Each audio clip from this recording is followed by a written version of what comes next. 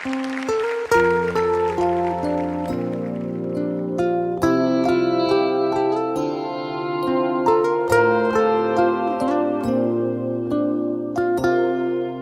mula Gereja Pantekosta di Indonesia masuk Kendari itu tahun 1960 yang diinisiatif oleh Pak Yunus Siala sama kawan-kawan. Pada saat itu mereka saling kunjung mengunjungi sambil menanya mana. Kemudian dari sekian keluarga-keluarga yang dikunjungi itu ada beberapa ternyata ada beberapa anggota jemaat GPDI, cuma selama ini mereka belum membentuk suatu kegiatan ibadah. Maka diambil inisiatif untuk beribadah karena sudah menganggap sudah bisa mengadakan ibadah bersama. Adapun jemaat-jemaat yang ada pada saat itu terdiri dari keluarga Bapak Yunus Siala, keluarga Bapak Lampo, keluarga Rumah Makan Hilman, keluarga Rumah Makan Setia, keluarga Nyonya Loa, keluarga Bapak Rame, keluarga Bapak Cingkiat. Berhubung pada saat itu belum ada gereja, maka ibadah dilaksanakan di bergiliran di rumah-rumah jemaat yang dilayani oleh jemaat secara bergantian. Nah, kemudian tahun 1963 oleh kemurahan Tuhan jemaat membeli lahan di Jalan Insinyur Soekarno, Kota Kendari. Di sana jemaat membangun rumah dari jelajah dan mulailah jemaat berjemaat di tempat itu sejak tahun 1963. Pada saat itu gembala yang melayani ada beberapa gembala yang melayani jemaat Kendari. Dimulai yang pertama yang datang ke Kendari itu adalah Pendeta Makalubi. Kemudian Makalubi pergi, Majelis Daerah Sulawesi Selatan Tenggara mengirim lagi Bapak Kencem. Kemudian Bapak Kencem juga pergi, kemudian mengirim Bapak Lumangkun untuk jadi gembala. Nah, kemudian karena waktu itu jemaat yang ada di Kota Kendari sebagaimana disebutkan tadi masih berdomisili semua di Kota Kendari.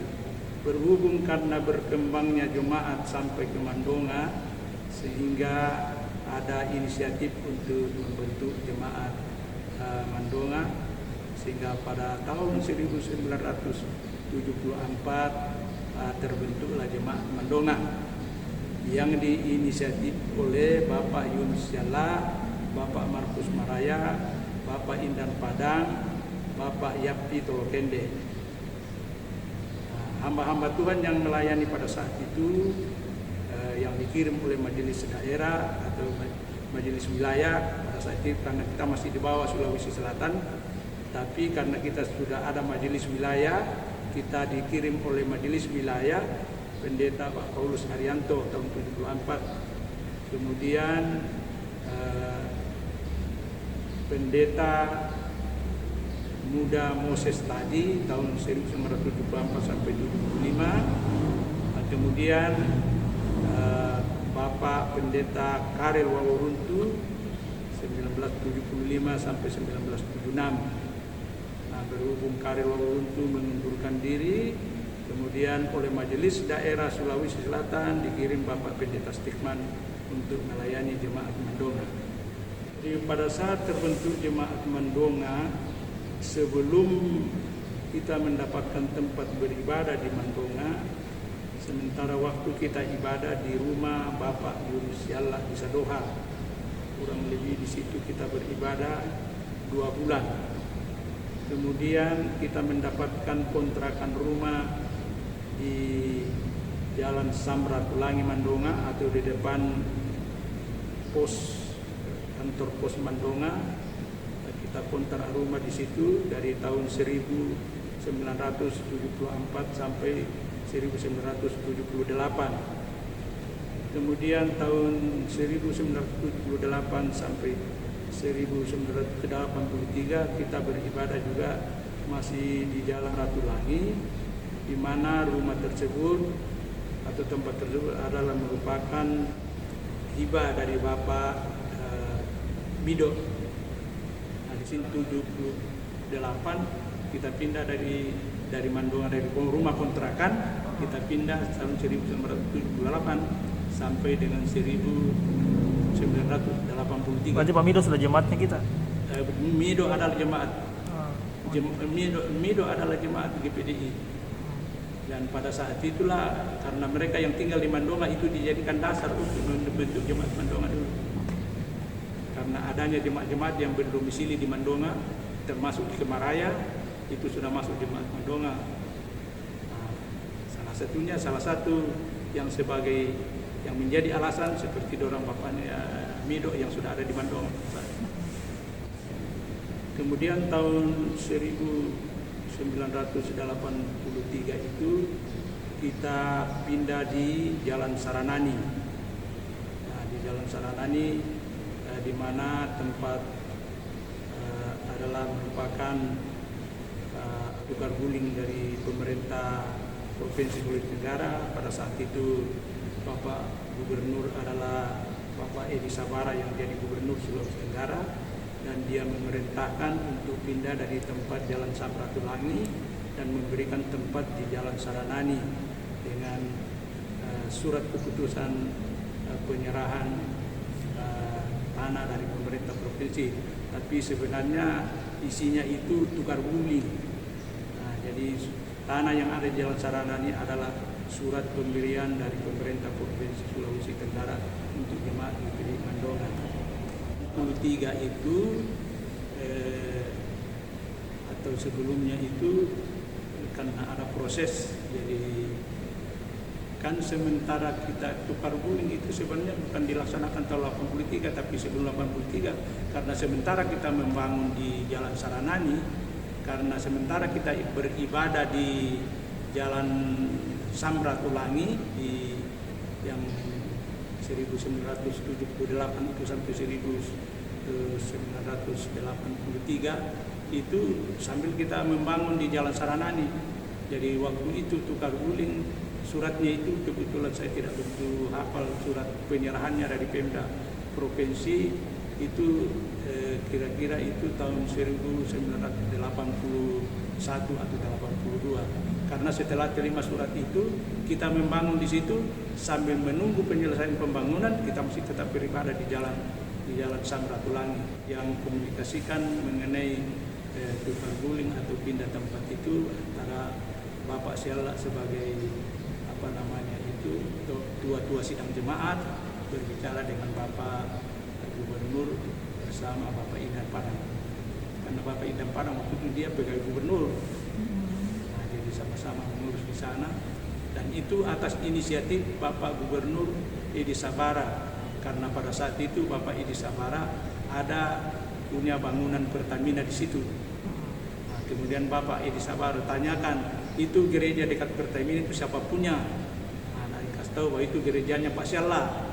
Akhirnya Bapak Edi Sabara panggil Pak Syalla, sini Pak Syalla, jangan kau bangun gereja jangan kau dirikan gereja dekat Pertamina, nanti Pertamina terbakar, gerejamu terbakar. Nah, Bapak Syalla katakan, saya ini bawahan Pak, Bapak mau pindahkan di mana saja. Nah, dia bilang, nanti saya kasih sana. Oleh sebab itu dikasihlah tanah di Jalan Saranani yang kita tempat beribadah. Itu tanah gunung baru kita timbun. Jadi itu antara masjid dengan kita dulu tidak baku lihat, ada gunung di tengah. Sekarang jadi jalan. Jadi waktu kita dikasih itu tempat, adalah gunung sebelah dengan masjid gunung sebelah. Nah, jadi waktu kita sudah beli, kita sementara membangun karena itu lembah. Kalau dilihat itu Bapak lihat itu rumah jabatan kesehatan di bawah itu, di bawah rawa-rawa itu sudah serata dengan itu waktu itu.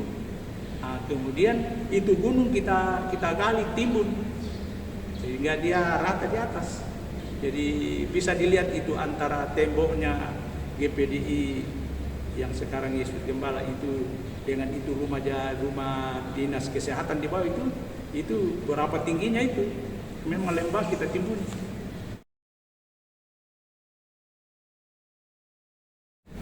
Kita berpindah di Pawatu pada saat majelis pusat sudah mengusir kita. Jadi pada saat waktu terjadi permasalahan pihak AGPDI Jemaat Yesus Gembala membuat surat kepada Jemaat Mandonga supaya mencari tempat, tapi pada saat itu kita tetap bertahan, akhirnya ditangani oleh pusat. Oleh pusat kita punya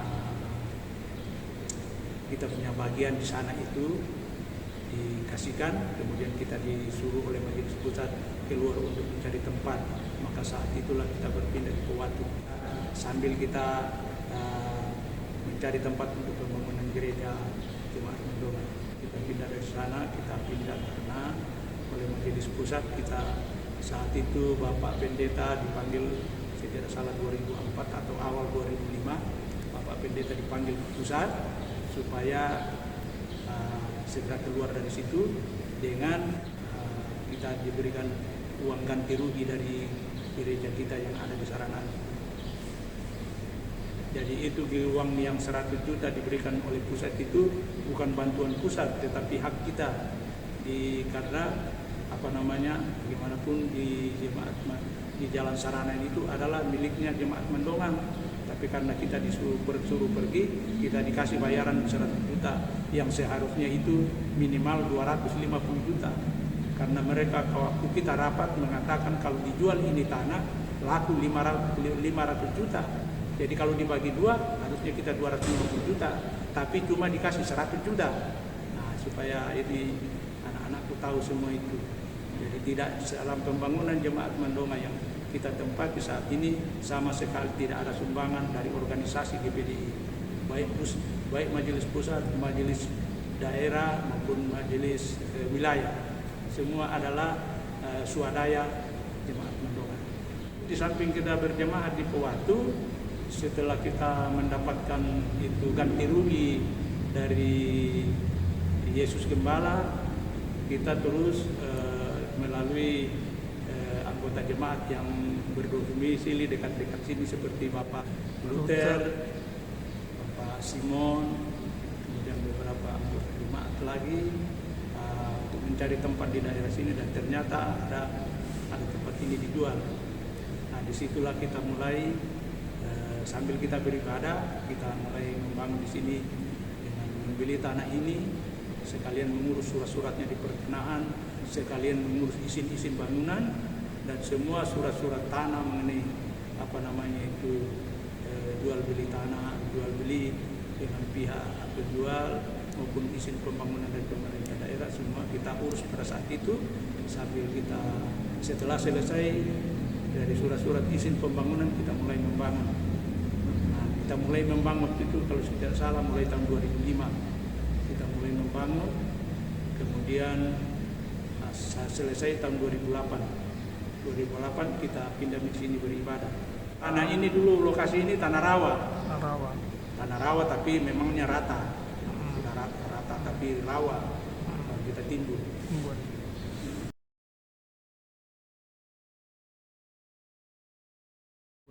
Dia dari swadaya jemaat, dengan ada beberapa dari luar daerah yang kami juga tidak tahu, mereka mungkin tergerak mendengar Jemaat Mandonga membantu. Ada jemaat dari Bali bantu, ada jemaat dari Papua membantu, itu yang saya tahu. Kemudian bantuan dari pemerintah daerah, bantuan pembangunan dari pemerintah daerah APBD tiap tahun kita dapatkan 2,5 juta. Kemudian juga ada perorangan, termasuk Pak Wali Kota Pak Asrum itu ada sumbangan pribadinya juga. Kemudian beberapa rekan dari Kastor, ketua Kastor dulu juga yang Pak siapa itu juga membantu itu dalam pembangunan. Kemudian karena komunikasi kita ada keluarga ya, mungkin ini semua jalan-jalan Tuhan, sehingga ada anak Tuhan yang bekerja di pemerintah daerah seperti Lius Padang, itu dia kebetulan dia menangani agama di kantor daerah. Kemudian pada kalau saya tidak salah 2008 itu sudah akhir-akhir pembangunan, ada sisa anggaran lagi di APBD yang belum dicairkan, sedangkan tahun anggaran sudah mau habis. Terus Pak Yus Parang lagi usulkan supaya itu sisa anggaran yang tidak direalisir itu dikasih Jemaat Mandonga sebesar 10 juta.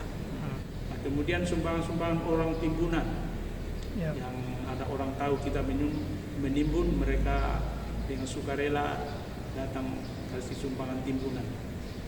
Adapun caranya itu mereka tahu kita membangun, dia telepon, itu Pak lagi membangun, lagi menimbun itu butuh tanah Kak. Saya lagi tanya meratakan lokasiku ini, bagaimana kalau saya buang di situ? Saya bilang ya buang saja di situ. Jadi waktu kita membangun itu Tuhan campur tangan, artinya kemudahan-kemudahan yang Tuhan berikan luar biasa. Kalau kita mau mengandalkan kita punya kekuatan, saya kira tidak akan mungkin. Tapi semua bagi Tuhan tidak ada yang tidak. Jadi untuk membangun itulah tiap minggu kita ada kas pembangunan, kita tarik itu, kita beli apa, kemudian kita kita panggil tukang, kemudian semua yang bisa dikerja oleh jemaat, yang tidak bisa kerja itu yang dikontrakkan.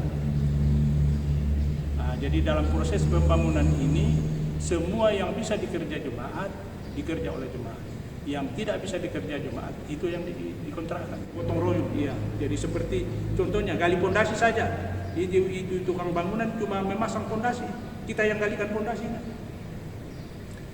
Seperti kosen-kosen ini semua ini sumbangan jemaat, tinggal dibagi, kau berapa lubang, kau si A lubang berapa, si B berapa. Jadi itu tidak dianukan lagi. Tinggal kita hitung berapa jendela. Terus angkat tangan. Kau berapa jendela, kau berapa jendela. Ventilasi dihitung sekian. Kau berapa, kau berapa. Jadi begitu. Terus plafon ini juga ada yang tanggung ini. Kemudian atap seng juga dihitung berapa lembar seng, kamu berapa lembar, berapa. Begitu. Ya, jadi semua dengan semua kerja gotong royong. Tukang-tukang yang kerja itu kan kita tidak bisa kerjakan, itu mesti tukang, tapi kebanyakan juga itu tukang-tukang dari kita, mereka cuma minta 50% atau ada juga yang tidak mau dibayar. Itu keluarga tuan kayunya kita, yang ada yang perlu dikerja di sini toh. Gitu. Jadi pokoknya betul-betul swadaya dulu. Jadi apa yang bisa kerja, yang kita tidak bisa kerja seperti pasang batu, akan kita tidak tahu itu. Nah itu yang tukang kerjakan, pasang apa beton segala macam, itu yang kita kasih sama tukang.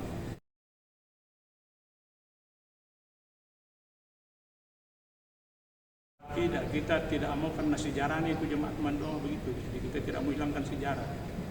Sempat mereka mau keluar dari GPDI, tapi saya bilang jangan. Kalau kita keluar dari GPDI, susah kita dalam organisasi yang baru, kita tidak tahu siapa atasan kita. Kalau kita dalam organisasi, bagaimana? Walaupun mereka tidak bantu kita, tapi kan kita ada organisasi resmi. Kalau kita keluar dari GPDI itu masuk di organisasi lain yang kita tidak tahu asal usulnya. Nah itu memang ada rekan-rekan yang mengusulkan dulu supaya kita keluar dari GPDI, tapi saya berikan masukan. Kita kalau organisasinya GPDI, walaupun RCO cara pengaturannya di dalam, tapi kan kita organisasi permanen dan pusat ada. Dan kita kenapa kita tidak mau ganti itu Mandonga? Karena memang kita punya nama dari awal Mandonga. Kita tidak mau itu sejarah hilang. Kalau seperti di kota dulu itu kan jemaat Kendari itu, tapi mereka ya atas, mereka punya persetujuan. Kita kan sudah tidak di sana, jadi mereka ganti dengan Bukit Zaitun. Nah, contohnya kenapa kalau kita mau saja diganti, gara-garanya itu kita tidak mau itu Mandonga diganti, sehingga kita sudah berpisah lah. Karena Bapak Pendeta Stekman ganti namanya Yesus Gembala, kita tidak mau diganti Yesus Gembala, kita mau tetap. Akhirnya begitulah bagi Tuhan.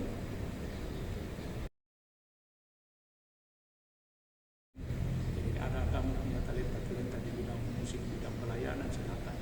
Mungkin terus terang saya tidak tahu juga kenapa saya terlalu gigi mengikuti terus ini perkembangannya Jemaat Mandonga dari bawah. Saya terus tempeli, ikuti terus.